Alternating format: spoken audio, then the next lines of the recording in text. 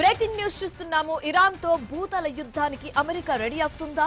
ఈ ప్రశ్నకు అవుననే సమాధానం గట్టిగా రీసౌండ్ ఇస్తుంది. Operation bin Laden, Venezuela president Maduro తరహాలో డెల్టా ఫోర్స్ ను ఇరాన్ లో అమెరికా దించబోతుంది. ఈ విషయంలో అమెరికాకు పూర్తి సహకరించే పనిలో ఉంది ఇజ్రాయెల్.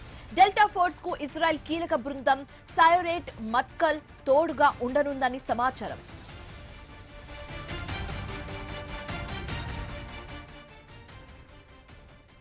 ఇజ్రాయెల్ ఐడిఎఫ్ లో సైరేట్ మట్కల్ భాగం. డైరెక్టర్ యాక్షన్ లో 2 టీంలది ప్రత్యేక స్థానం, ముద్ర ఉంది. శత్రు స్థావరాల్లోకి చొరబడడం, సిక్యూబీ, హెచ్ఏఎల్ఓ జంపులతో ప్రత్యేక గుర్తింపు ఉంది. HK-416, M4A1 స్పైపర్ రిఫల్స్, ఎన్విజి రహస్య డ్రోన్ ఆయుధాల వినియోగంలో ఈ బృందంలోని సైనికులు నేర్పులు. 2011లో పాకిస్తాన్ లో లాడెన్ ను పట్టుకునేందుకు డెల్టా ఫోర్స్ ను దింపి అమెరికా సక్సెస్ అయింది. ఇటీవల వెనెజువెలా అధ్యక్షుడు నికోలస్ మదురోను ఇదే విధంగా పట్టుకున్నారు. ఇప్పుడు ఇరాన్ లోని న్యూక్లియర్ స్థావరాల్లోకి ఎంట్రీ ఇవ్వబోవడంతో పాటు ఇరాన్ కొత్త సుప్రీం లీడర్ ఖమేనీని పట్టుకోవడమే లక్ష్యంగా ఆపరేషన్ చేస్తుందని తెలుస్తుంది.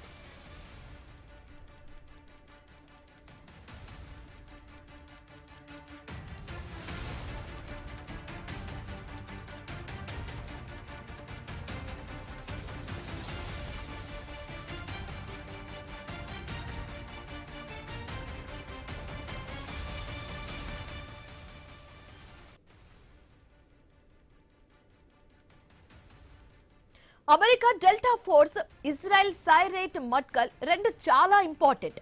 రహస్య ఆపరేషన్స్ నిర్వహించడంలో కీలకం. కౌంటర్ టెర్రరిజం యాక్టివిటీస్ లో డెల్టా ఫోర్స్ చాలా ముందుంటుంది. 1977లో కర్నల్ చార్లెస్ బెట్వికి దీనిని ఏర్పాటు చేశారు.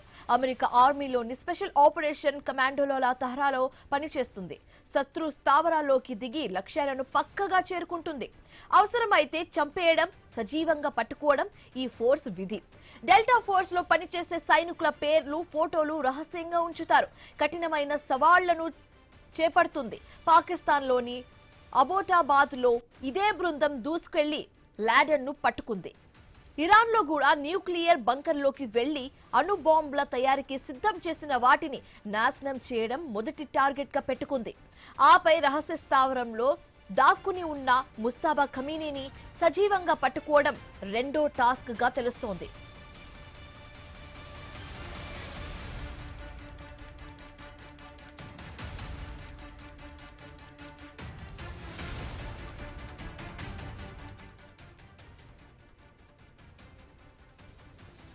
ఇజ్రాయెల్ ఐడిఎఫ్ కు చెందిన సైరేట్ మట్కల్ అత్యంత పురాతన, ప్రమాదకర ఆపరేషన్లను చేపట్టే ప్రత్యేక ఫోర్స్.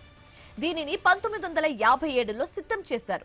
శత్రు స్థావరాల్లోకి రహస్యంగా వెళ్లడం, నిఘా సమాచారం సేకరించడం, క్లిష్టమైన లక్ష్యాలను చేరుకోవడమే దీని పని. ఇజ్రాయెల్ ఆర్మీలో ఈ బృందానికి ప్రత్యేక స్థానం కూడా ఉంది. రహస్య ఆపరేషన్ నిర్వహణకు ఒక బృందంలా వెళ్తుంది. బృందంలో 8 నుంచి 12 మంది సైనికులు ఉంటారు. ఇదే టీము 1976లో ఉగాండాలోని ఎయిర్పోర్ట్ లో బందీలను విడిపించింది. గల్ఫ్ దేశాల్లో అనేక రహస్య దాడులు చేసిన చరిత్ర కూడా ఉంది దీనికి. ఇరాన్ లోని కొండ ప్రాంతాల్లో నిర్మించిన న్యూక్లియర్ స్థావరాలకు ఈజీగా వెళ్తుంది. ఇప్పుడు అమెరికా డెల్టా ఫోర్స్ కు ఇజ్రాయెల్ సైరేట్ మట్కల్ తోడైతే ఆ ఆపరేషన్ మరింత భీకరంగా ఉంటుందనే అభిప్రాయం కూడా వ్యక్తమవుతుంది.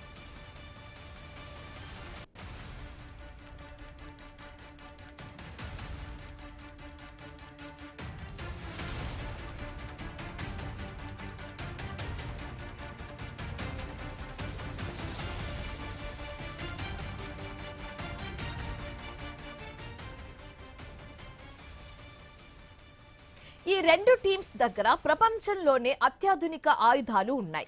HK-416, M4A1 carbon rifles, Glock 17 లేదా సిగ్ సార్ పిస్టల్స్, బెట్రర్ M82 లేదా SR-25 వంటి స్పైపర్ రైఫిల్స్, గ్రెనేడ్ లాంచర్లు, తలుపులను ధ్వంసం చేసే C4 వంటి పేలుడు పదార్థాలు, night vision glasses, thermal imaging drones వీరి దగ్గర ఉంటాయి. తేలికపాటి బాడీ ఆర్మర్, కమ్యూనికేషన్ డిస్క్లు కూడా ఉంటాయి వీళ్ళ దగ్గర. ఇంతవరకు ప్రపంచానికి పరిచయం కాని మరొకటి అత్యాధునిక ఆయుధాలు ఉంటాయి. ఎలక్ట్రానిక్ జామింగ్ ద్వారా శత్రువుల కమ్యూనికేషన్ దెబ్బతీయడం వీటి ప్రత్యేకత. కొన్ని వెపన్స్ పేర్లు కేవలం యూనిట్ కమాండర్ అలాగే రాష్ట్రపతికి మాత్రమే తెలుస్తుంది.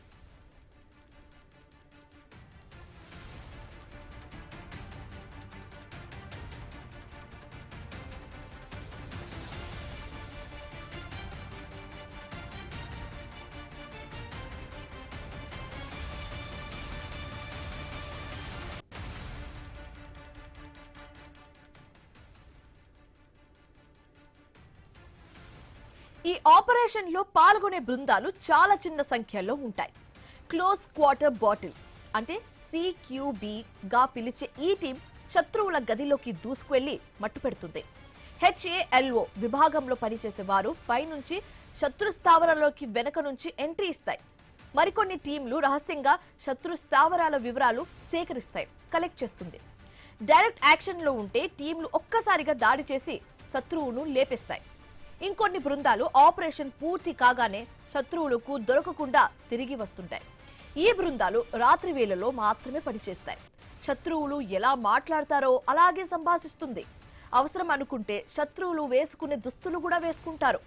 ఆపరేషన్ చేపట్టడానికి ముందు నెలల పాటు శిక్షణ ఉంటుంది వీళ్ళకి. ఇరాన్లో ఈ బృందాలే ఎంట్రీ ఇస్తాయని అనుకుంటున్నారు. ముందుగా డ్రోన్స్ ద్వారా సమాచారం సేకరించి ఆపై చిన్న చిన్న బృందాలు బంకర్లోకి చొరబడి పనిచేస్తాయి. ఆపై హెలికాప్టర్స్ ద్వారా వెనక్కి తిరిగి వస్తాయి.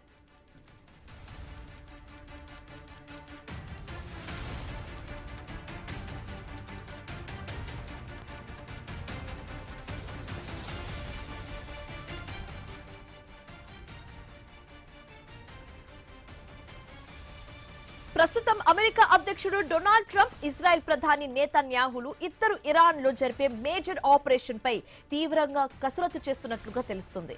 ఇరాన్ తో భూతల పోరుకు సిద్ధమని పదే పదే ప్రకటిస్తున్నప్పటికీ డెల్టా ఫోర్స్ సారెట్ మట్కల్ పేరుతో విస్తృతంగా చర్చలోకి వస్తున్నాయి.